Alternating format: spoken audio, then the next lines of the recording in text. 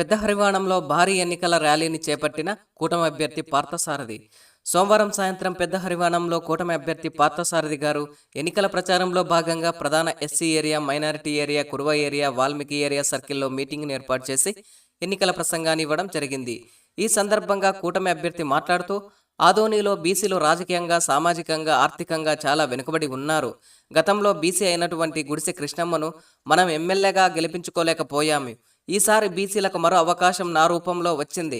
కాబట్టి బీసీ అయినటువంటి నన్ను ఎమ్మెల్యేగా గెలిపించండి. మీకు అన్ని విధాలుగా సహాయపడతాను. మీ ఊరిలో నీటి సమస్య, రోడ్ల సమస్య, శానిటైజేషన్, కాలువ, వీధి లైట్లు, వలసలు, తాగునీరు, సాగునీరు, ఉపాధి అవకాశాలు కల్పించి తీరుతానని హామీ ఇచ్చారు. కాబట్టి ఒక్కసారి ఆశీర్వదించి నాకు అవకాశం కల్పించండి. అన్ని విధాలుగా ఆదోనిని అభివృద్ధి పరుస్తాను. ఈ కార్యక్రమంలో జనసేన ఇన్ఛార్జ్ మల్లప్ప, టీడీపీ గుడిసె కృష్ణమ్మ, దేవేంద్రప్ప, పెద్ద హరివాణం గ్రామ టీడీపీ, జనసేన, బీజేపీ ఇన్ఛార్జీలు మరియు కార్యకర్తలు తదితరులు పాల్గొన్నారు.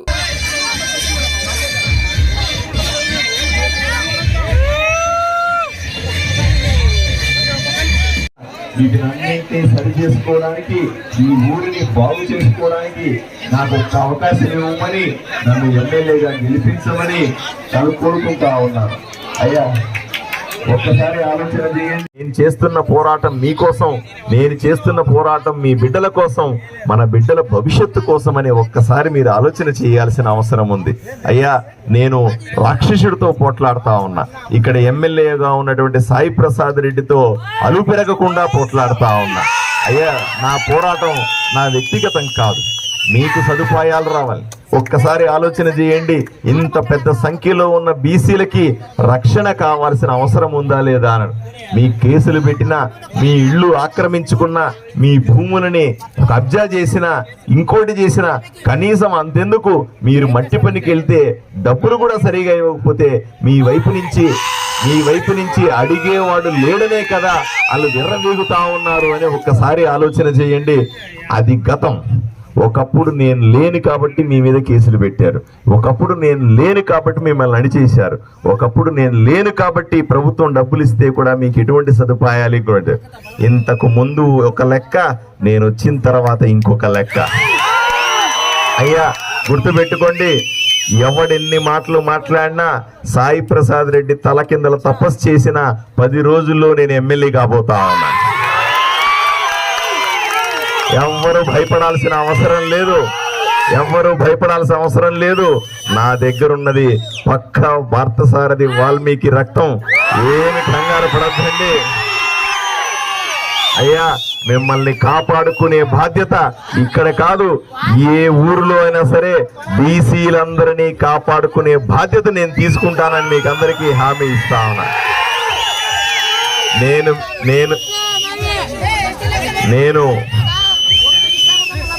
నేను ఒక బీసీని, అది ఆపండ్రా బాబు.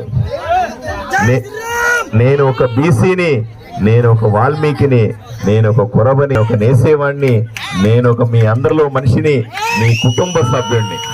అయ్యా, ఎవ్వరు కూడా రేపటి నుంచి నేను చెప్తా ఉన్నాను, ఈ సాయి ప్రసాద్ రెడ్డికి కానీ ఇంకెవరికైనా సీరియస్గా చెప్తా ఉన్నాను, ఒకప్పుడు నేను లేను కాబట్టి నీకు ఇష్టం వచ్చినట్లు చేసినావు. ఈరోజు బీసీల మీద చెయ్యాలంటే నన్ను దాటుకునే పోవాలే. ఒక్కసారి గుర్తు పెట్టుకోండి. మీకు రక్షణ కవచంగా నేనుంటాను, మిమ్మల్ని కాపాడుకుంటాను. మీరు ఒక్కసారి తెగించండి. ఈ ఎన్నికల్లో ఒక్కసారి చేదాటితే మళ్ళీ అధికారం రాదు. ఒక్కసారి ఆలోచన చేయండి. బీసీలంతా ఆలోచన చేసుకోవాలి.